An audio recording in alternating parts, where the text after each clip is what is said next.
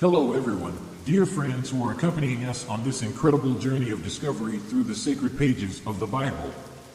It's an immense joy to be here once again, sharing this moment of reflection and inspiration. Today, we enter the 8th day of our journey, a special moment where we will dive into the depths of chapters 13 and 14 of the book of Genesis, and also into the uplifting verses of Psalm 7.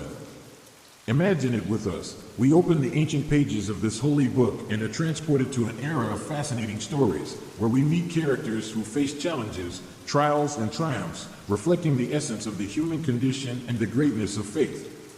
Today, we will walk alongside Abraham, an icon of courage and perseverance, whose journey teaches us valuable lessons about trust, obedience, and divine confidence.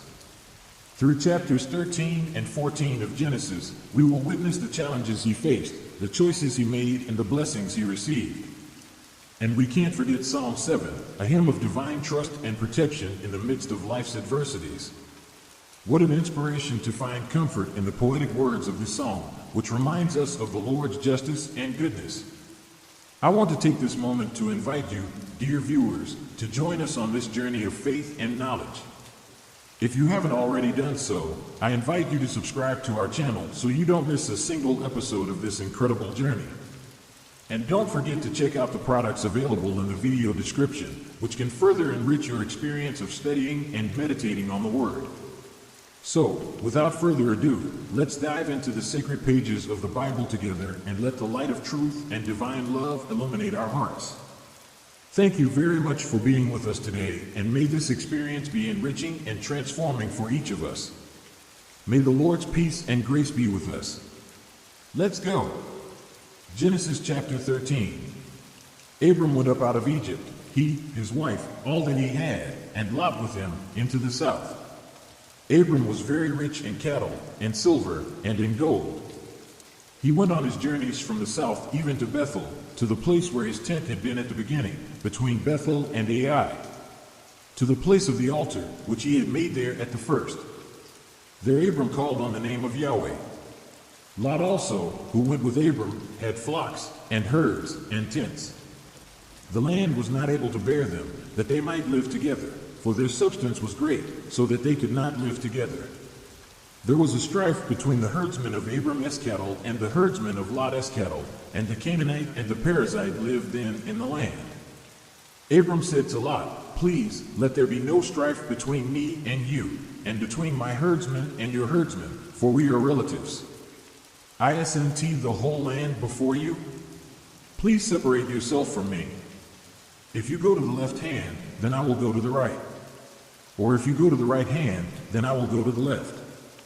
Lot lifted up his eyes and saw all the plain of the Jordan, that it was well watered everywhere, before Yahweh destroyed Sodom and Gomorrah, like the garden of Yahweh, like the land of Egypt, as you go to Zoar. So Lot chose the plain of the Jordan for himself. Lot journeyed east, and they separated themselves the one from the other. Abram lived in the land of Canaan, and Lot lived in the cities of the plain, and moved his tent as far as Sodom.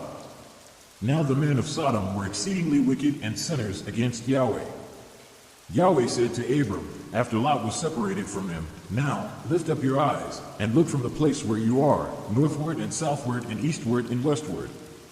For all the land which you see, I will give to you, and to your offspring forever.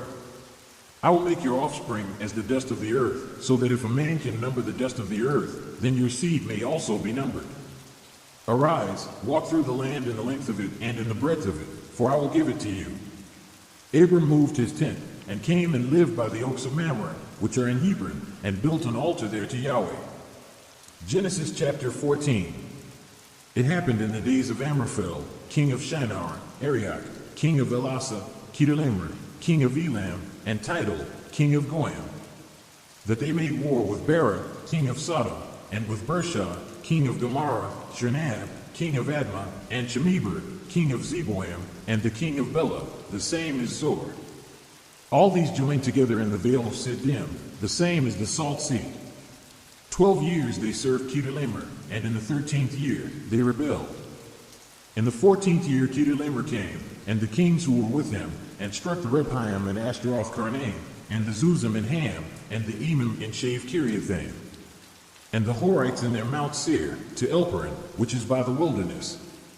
They returned, and came to En-Mishpat, the same as Kadesh, and struck all the country of the Amalekites, and also the Amorites, that lived in Hazazon-Tamar. There went out the king of Sodom, and the king of Gomorrah, and the king of Admah, and the king of Zeboam, and the king of Bela, the same as Zor, and they set the battle in array against them in the vale of Siddim.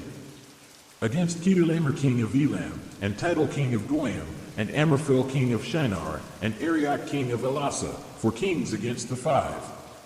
Now the vale of Siddim was full of tar pits, and the kings of Sodom and Gomorrah fled, and they fell there, and those who remained fled to the mountain. They took all the goods of Sodom and Gomorrah, and all their victuals, and went their way. They took Lot, Abram's brother's son, who lived in Sodom, and his goods, and departed. One who had escaped came and told Abram, the Hebrew, now he lived by the oaks of Mamre, the Amorite, brother of Eshcol, and brother of Aner, and these were confederate with Abram.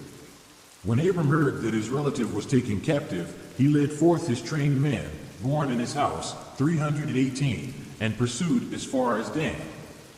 He divided himself against them by night, he and his servants, and struck them, and pursued them to Hobah, which is on the left hand of Damascus. He brought back all the goods, and also brought back his relative, Lot, and his goods, and the women also, and the people. The king of Sodom went out to meet him, after his return from the slaughter of Kedorlaomer and the kings who were with him, at the vale of Shave, the same as the king Esvael. Melchizedek king of Salem brought forth bread and wine, and he was priest of God Most High. He blessed him, and said, Blessed be Abram of God Most High, possessor of heaven and earth. And blessed be God Most High, who has delivered your enemies into your hand.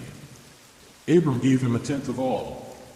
The king of Sodom said to Abram, Give me the people, and take the goods to yourself. Abram said to the king of Sodom, I have lifted up my hand to Yahweh, God Most High, possessor of heaven and earth, that I will not take a thread, nor a shoe latchet, nor anything that is yours, lest you should say, I have made Abram rich.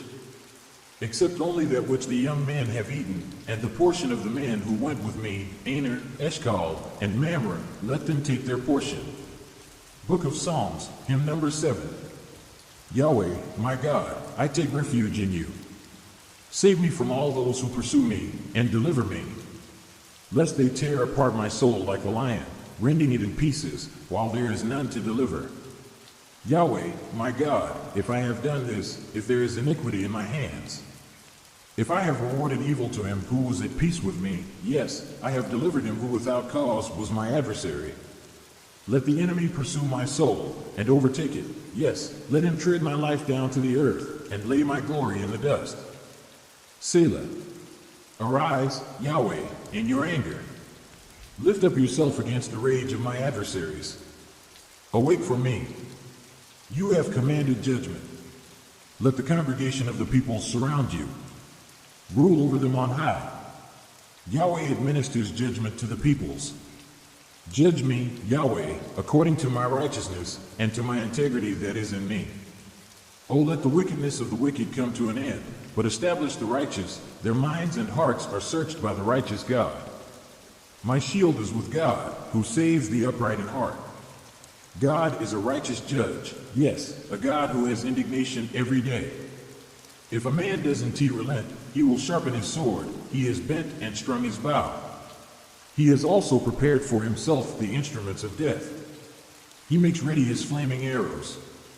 Behold, he travails with iniquity. Yes, he has conceived mischief and brought forth falsehood. He has dug a hole and has fallen into the pit which he made. The trouble he causes shall return to his own head. His violence shall come down on the crown of his own head. I will give thanks to Yahweh according to his righteousness, and will sing praise to the name of Yahweh Most High,